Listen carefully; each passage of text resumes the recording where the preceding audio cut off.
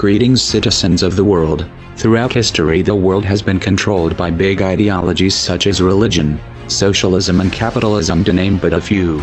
These are all forms of slavery that have stopped our evolution and removed our freedom. Anonymous see these ideologies for what they are: systems of control. The time for change is now. No longer shall the people be oppressed by corruption. In case you are blissfully unaware of who we are, let me tell you this: we are not just a person.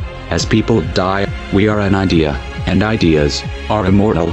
We are justice, and justice cannot be silenced. We are the ones governed by no law. We are the ones who do not beg for justice to take its course. We are the ones your parents warned you about. We are the voice of the silent in the eyes of the blind. We are anonymous.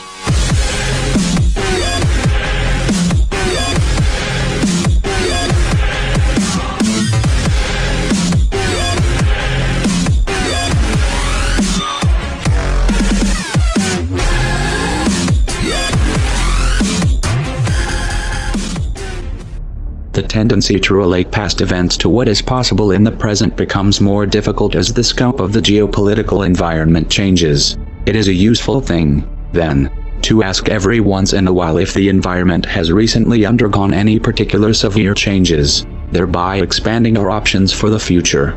Terminology, let alone our means of exchanging information, has changed to such a degree that many essential discussions in today's communications age would be entirely incomprehensible to many 2 decades ago. As the social, political and technological environment has developed, some have already begun to explore new options, seizing new chances for digital activism, and more will soon join in. It is time for the rest of the world to understand why. Everywhere you look, the world is suffering. Wars of aggression, companies dumping toxic waste everywhere, governments supporting the poisoning of our water. 1/3 of the world goes hungry, while the other 2/3 throws away 1/3 of their food. We are digging up all the coal and oil of our planet instead of researching renewable methods. Governments and corporations constantly lie, kill, and extort the entire planet's population, just for profit, where in America the richest 1% have 42% of the money. You shouldn't have to be convinced that the system we live under must come to a stop.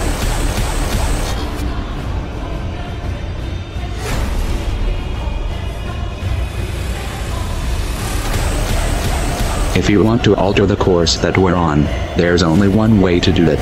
We need to wake up that public.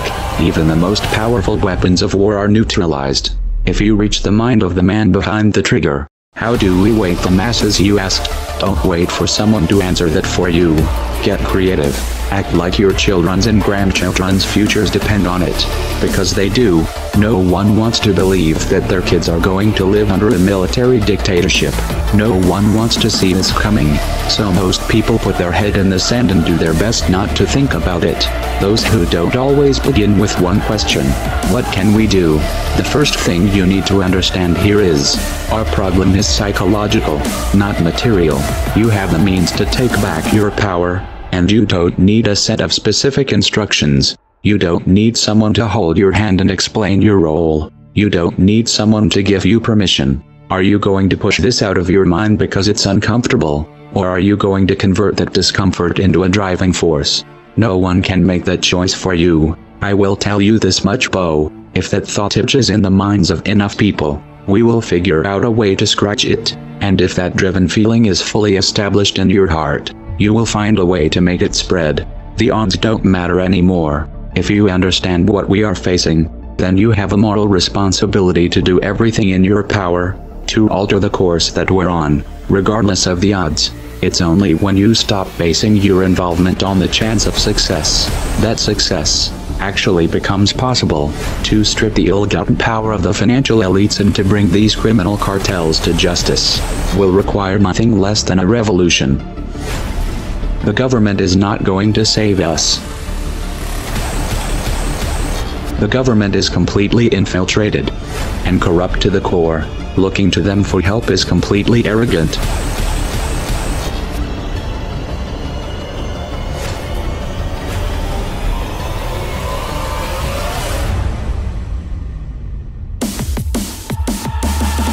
We have to actively work to wake up as many people as possible about what is happening and the direction we are heading.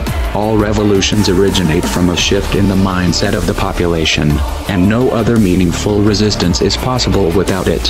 When an idea hits critical mass, it begins to spread on its own and spreads to all levels of society. We need more people in this fight. We need more people speaking up, making videos, writing articles, getting this information onto the national and international stage. We are anonymous. We are legion. We do not forgive. We do not forget. Expect us.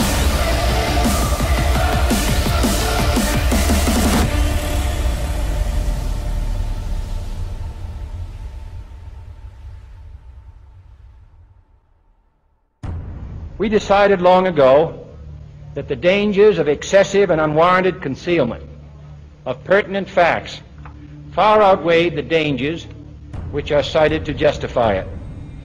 And there is very grave danger that an announced need for increased security will be seized upon by those anxious to expand its meaning to the very limits of official censorship and concealment. That I do not intend to permit to the extent that it's in my control.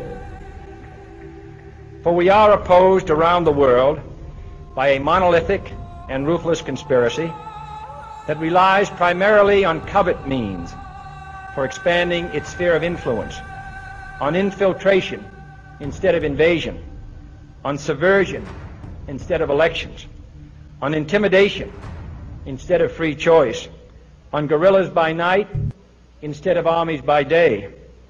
It is a system which has conscripted vast human and material resources into the building of a tightly knit, highly efficient machine that combines military, diplomatic, intelligence, economic, scientific, and political operations. Its preparations are concealed, not published. Its mistakes are buried, not headlined. Its dissenters are silenced, not praised. No expenditure is questioned, no rumor is printed, no secret is revealed.